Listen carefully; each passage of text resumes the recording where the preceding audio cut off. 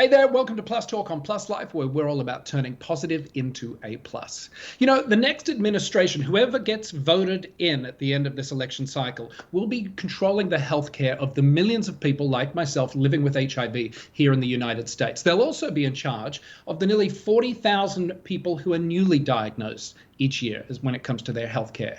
I'm joined today by the founder and CEO of True Evolution, Gabe Maldonado. He's also a former member of the Presidential Advisory Council on HIV and AIDS under President Obama. Gabe, good to see you. Thanks for joining me. Thank you for having me, by the way. Excited to be here. Of course, of course. Despite Donald Trump's promise of ending HIV by 2030, a plan that requires a lot of spending, those living with chronic health conditions in this country are going to bear heavy repercussions as it pertains to long-term healthcare coverage in this country. Just help us break it down. I want to kind of stay even keeled here. But if Sure. we're voting for Biden or if we're voting for Trump, what does it mean for someone like me living with HIV? What should we be looking out for and Yeah. listening for?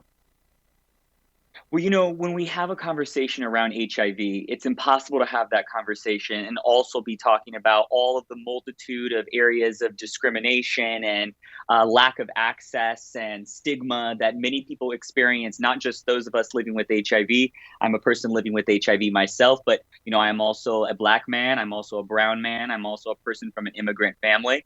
And I think when we have a conversation around HIV, we cannot talk about it without talking about all of the many other social injustices and inequities that different communities experience. So when I'm kind of looking at my choice in sort of looking at Biden versus Trump, I'm not just looking at the actual tangible and physical investments or the investments in certain areas of HIV policy, but I'm also looking for a president and more specifically a leader who is looking at the totality of the human experience of all of the many citizens in the US and what are some of the unique experiences of those of us living with HIV who also exist at other intersections. And so I think, those are kind of some of the fundamental factors that we should be considering, not just looking at policy, but also looking at how we humanize the people that we are trying to serve.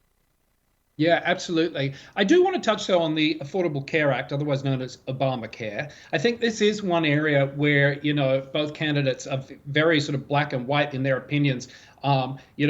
Trump wants to pull it all apart and has been saying he will do, from day one of his presidency. Biden, on the other hand, says that he will fight to defend it and build upon it so that every American has access to quality, affordable healthcare. What's your position on this? And digging and diving a little deeper, what do you know about where the candidates stand today as we're less than a month away from the election? Yeah, well, when we talk about in coverage in particularly, I'll be honest with you, it is its own area of expertise. And the people who look at third-party payers and insurance coverage and the entire coverage industry, both as it looks at, the public social safety net, but also looking at commercial insurance as well, it's its own animal. What I will say is that while we are looking at the many, many gaps in which people around the country, we have the added benefit of being here in California. We take the benefit of being an expanded Medicaid state. We also have a state-based Medicaid plan called Medi-Cal, which actually is much more robust than certain private aspects of insurance. I have found that there's almost a better quality and standard of care in certain circumstances.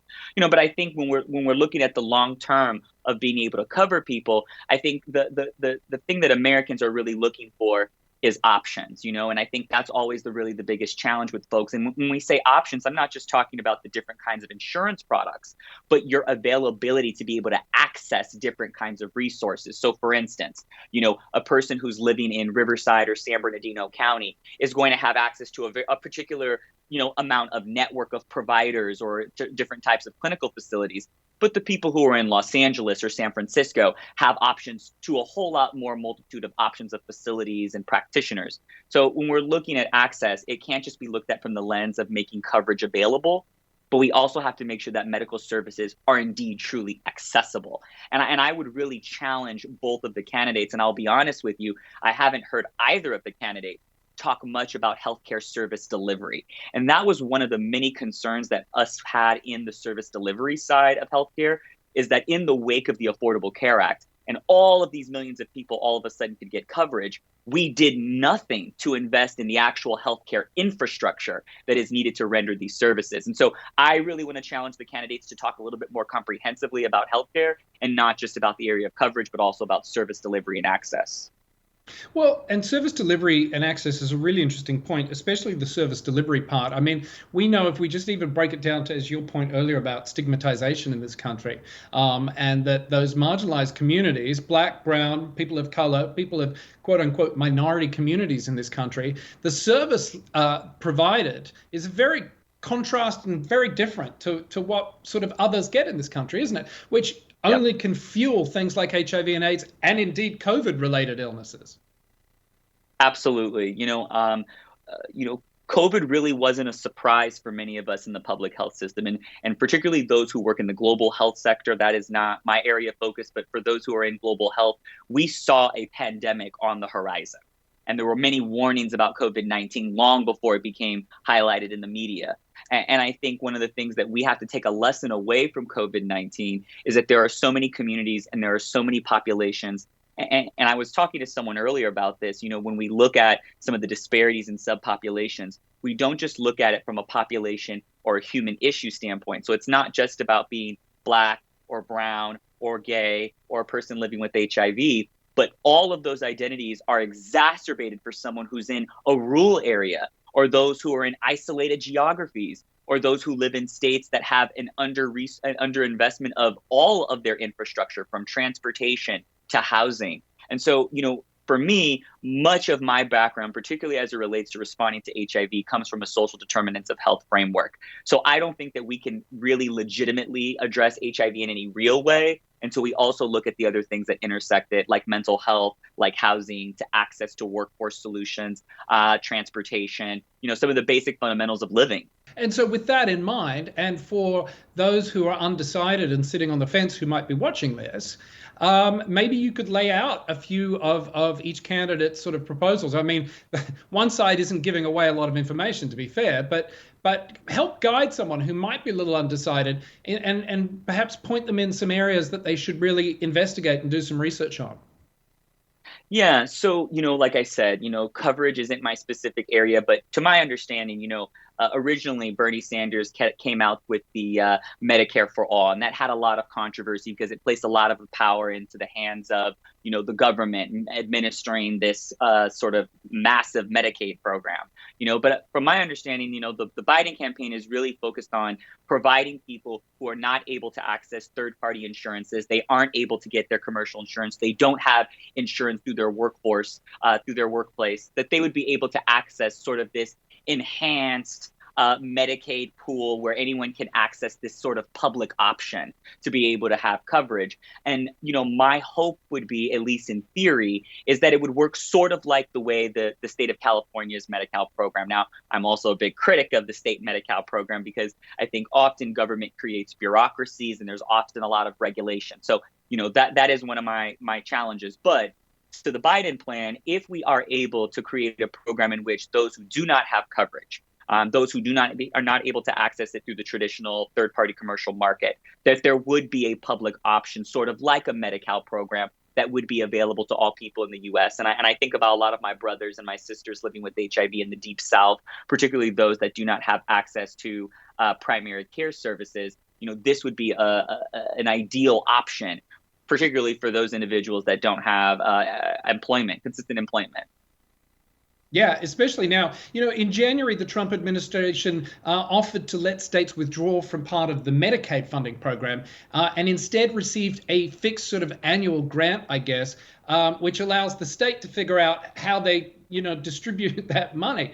That Yep. sounds like it could be a bit of a disaster for people too if it's left up to the states.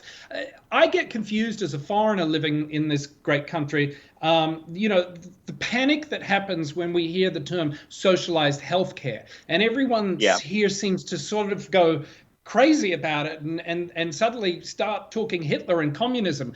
And it makes no sense to me because just charge a little bit more for a bottle of vodka and tequila at the grocery store in a higher tax. And that way, when you get hit by a Yeah. car, you don't have to say to the ambulance driver, don't touch me. Or when your 2-year-old comes down with leukemia, you don't get bankrupted trying to make the decision of saving your family member's life. I don't get it.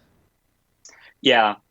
I am very weary of block grant Medicaid programs, and particularly those, because there has been a lot of talk within some of the more conservative states, and certainly in the Trump administration, that these block grant programs would also accompany employment requirements. So if you don't have a job, you can't even access the public assistance that is available to you.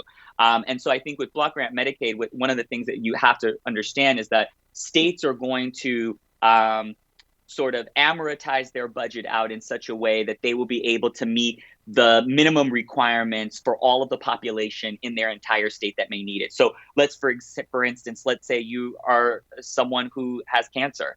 My brother has cancer, and I can tell you that there are a whole different multitude of different therapies and regimens. And so, the most innovative therapy, right, the latest and greatest, right, it may not necessarily be approved or available in that particular state or to that particular person. There may be an emphasis on generics. There may be a limitation in the kinds of particular dental services. You can't get a porcelain veneer. You're going to have to end up with a gold tooth, and there are certain kinds of sacrifices that we make when there is a restriction on the kind of investments we're willing to make into the healthcare of our citizens. Yeah, and am I right in thinking also that through this Trump idea of sort of, as you said, the block distribution there, Trump's plan would allow states to decide which drugs are covered and impose higher copays as well? Yeah, so the current administration really has an emphasis on giving rights back to the states. Right? They want to allow states to kind of make the majority of their own decision making around how their healthcare program is going to be administered.